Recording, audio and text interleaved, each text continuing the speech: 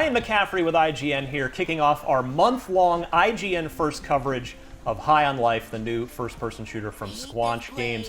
I have two of the folks from Squanch here with me. The executive producer, Matty, how are you, sir? Welcome. I'm doing excellent. Thanks for having us. And our design director on this project, Erich. Thanks so much for joining. How's it going? Thanks for having us. So, guys, set the scene. We know a little bit about this game. It's been doing millions of views on IGN. Our audience is super fired up for it. We know we've got talking guns. They say funny things. This is a new biome. This is very pretty. Set the scene for us. Yeah, so this is one of your first bounties. You've gone to this cool, very, very colorful planet called Zephyr Paradise. And we're actually showing off one of our new guns as well. If you had gone and done one of the other bounties first, you might have rescued this gun, Squeezy. So now you can play this level with Squeezy and Kenny. Squeezy played by Betsy Sidaro, which is super exciting. She did an awesome job. How would we describe Squeezy's personality in this game? She's down to business. She's down to business, and she thinks you're kind of a scrub. Like it takes a while to actually get some confidence built up with her. Yeah, if you like to be insulted, she's the gun for you. Actually, yeah. If you're gonna be called dipshit, she'll do it about 200 times. And we already know this gun, Kenny, voiced by Justin Roiland, the founder of the studio. Of course, we know him from his work on Rick and Morty and Solar Opposites as well. Guys, from what I've played already, which we're going to be showing a lot more of all month long here on IGN, this game definitely has Justin's sense of humor infused into it. It's very fair to say, yes? Absolutely. Absolutely. I mean, not only just the gun that is literally his voice, so much of like the environmental details and the storylines, everything is all like in his vein, right? Like he had a hand in a lot of it, and then a lot of the team is here because we want to make these crazy off-the-wall kind of sci-fi just romps through cool places and tons of jokes and tons of ridiculous stuff. And so, we all contribute to that vibe. I feel like there aren't enough good comedies in video games. We get them in movies, we get them in TV, but it's just a subgenre that is underrepresented in games, I feel. And it's not even like a genre in games, right? Like, can you go on Steam and look up comedy as a game genre? I don't know if you can. Not really. I mean, it consists of, you got Tim Schafer games in there, you got Ron Gilbert games in there. Yeah, Crows. The Stanley Parable, like they definitely do an amazing job.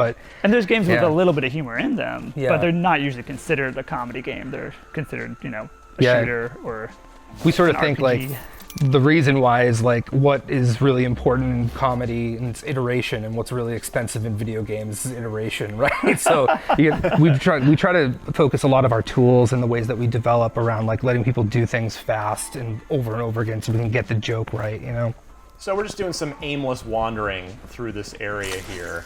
Guys, talk a little bit about what we can expect from a gameplay perspective here, because a lot of people watching this have probably seen our gameplay video from Gamescom, which showed basically an almost tutorial section of the game, right?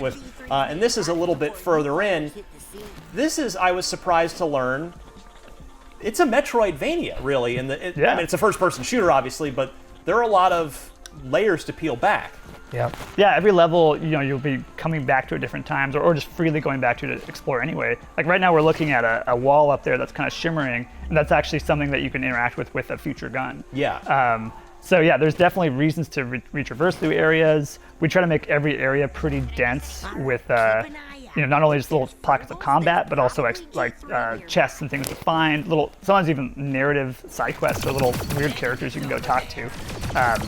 We just like that feeling of discovery in everything we build. Yeah, and each gun having not just combat abilities, but also a traversal ability or sort of an ability to change the environment in some way allows you to unlock that stuff later. So like you're seeing Squeezy's time bubble here, and she can use that on fans in the level in order to slow them down and go through different paths. She can stop fans, she can stop like fast-moving objects, or just be part of combat, So time manipulation is Squeezy's thing here, this gun, right?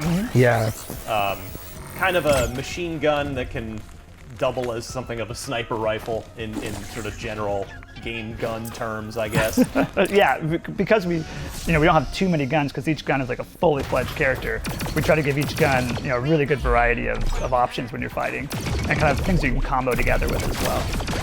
Yeah, which we saw you doing a lot, I think, as you started to get Squeezy and Kenny Yes. and the other Yeah, gun, yeah. really just starting to swap them out. Yeah, I can't remember if this is me playing or you guys playing from earlier, but yeah, we recorded some gameplay today as we're playing a bunch of it. Yeah, it is fun to just start comboing the guns together. Yeah. Especially, you know, the primary attacks and the secondary attacks as well. Yeah. Yeah. That was actually a big kind of pillar for our combat from the start. Was we wanted each gun to have really, really robust and like a depth to them within just the gun, but then also have opportunities to work with other guns and the environment too. Like there's a lot of not just exploding barrels, but like the fan plants that you see in this level are hazards that you can use your guns with and kind of combo to take out a bunch of enemies at once. And we have a lot of different little parts of the combat that aren't just enemies, right? They're Yeah. interactable pieces. Yeah, and with your specials on a timer, you know, being able to switch over to the other gun, having that special ready really is trying to encourage you to combo, and then also to sort of like jump into the fray instead of like hanging back, you know? Yeah, yeah. Oh, sorry. Yeah, each gun has a trick hole, which we talked about. the trick hole, Every yes. gun has their trick hole, and their trick hole has their special. And hers is time slowing. Yeah, I We forgot, have I had to get the adorable- vocabulary correct. An adorable bear thing here who's Yeah. looking for our help. It's a little moplet. They're the indigenous creatures of this world. They're the most sentient things on Zephyr Paradise. You'd help save all of my friends. Yeah, they've been put to work by the G3 cartel because they couldn't be used as drugs. Yeah, they weren't a good high. They're poor high, but good workers. So you're seeing sort of like in terms of gameplay, you're seeing another function, which is the traversal abilities, you know. You can unlock new ones. Exactly. Yeah. So, you know, in the 9-Torg level we showed at Gamescom, you still got knifing, you could tether, but now you also get a dash, you get a slide bash. You can really start to open up the levels vertically and also move through like large spaces quickly.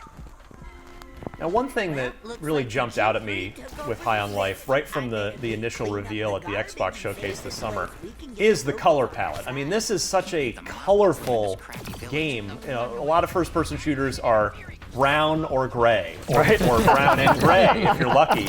Yeah. And I just love the fact that you guys are using the entire color palette and not just a couple of colors.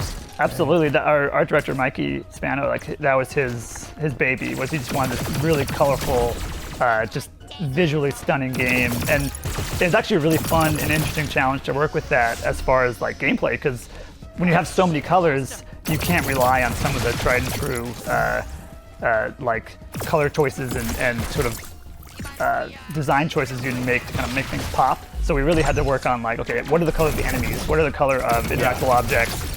How do we make them shimmer or be interactive in a way that doesn't rely on purely their color because we work with such a wide palette. So yeah, it's a really fun challenge for us. Yeah, especially when you love brown and gray so much, Yes. right? And Well, it's like- I was playing like, I mean, not to talk about other games, but like in Elden Ring, it's like they really choose and mute their palette to pop a lot of stuff. Yeah. And I'm like, nope, not us. Like Yeah. we gotta we got the use neons, we gotta use every tool in the trade. And it's worth noting as well that you guys are here well in advance of when this is airing.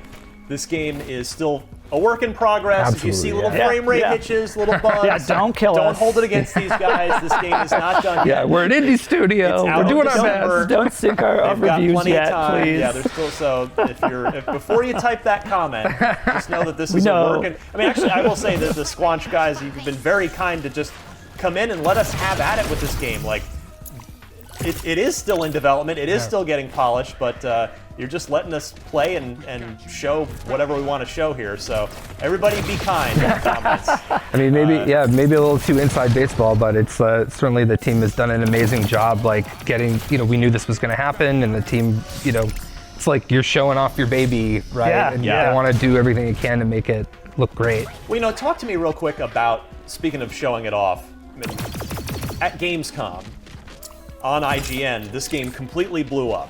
Millions of views. Like, what's that like for the team? Is it just like, is it scary? Like, oh boy, well, maybe, is it adding more pressure to yourselves? Or is it, wow, this feels really gratifying that a bunch of the millions of people are now seeing our game? Like, what's the mindset after the game blows up at Gamescom? It's kind of surreal because it's just a number, right? Yeah, You see it and true. you're like, well, that's a big number. Like, does that mean what I think it means? Like, is that real? Is that, like, how do I even think They're about real views, I can how do I agree with think that. about that many people? And then, I mean, I just avoided Twitter in places that there was a lot of debate going on, because while there was excellent, like there was good arguments from all sides, I was like, I can't deal with reading too much. Like, all I want to do is see the good stuff. And I think a lot of the YouTube channels had just people just like were loving it, and that kind of stuff is actually like just more fuel for development. When you can read through things and people are like, oh my god, I'm so excited, or look how cool this thing is, that was really funny, and you feel like, you know, everything you've been working so hard on is actually paying off. That feels amazing. Like, that's incredible. Good for you. And that makes you just want to make it better. Moment. Yeah. Yeah. Now, Sweezy here, this gun, not as profane as Kenny. No. Definitely a little. I mean, granted, this video should probably not be watched by kids. There's still plenty of the NPCs, the enemies. Everybody in the game is not afraid of a good swear word. You know?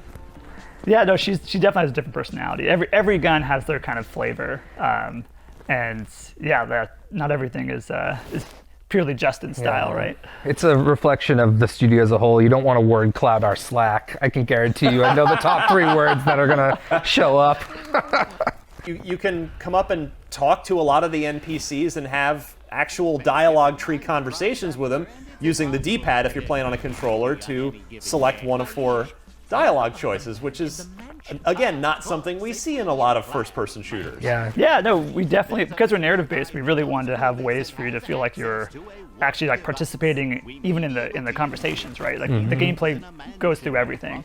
So yeah, we have a lot of like dialogue choices like this. We have moments where just your actions in the world are bringing out responses from all the different NPCs and everything too. So we really try to make it interactive. You know, if you played Trover, like we had a smaller cast on this, we have a huge cast on this, and we keep people in the booth for a really long time, and just after they've got the script down, like Justin and Alec, our narrative director, just have them go, and that's why you can still find a lot of life in the characters just standing there afterwards. Which is what we're doing right here in this clip. Yeah, at the studio, we play it all the time, and we're still like, have you heard that line before? Oh yeah, I have not heard even that line us just before. playing today, I was like, what is that line? Yeah, like, I thought I knew everything.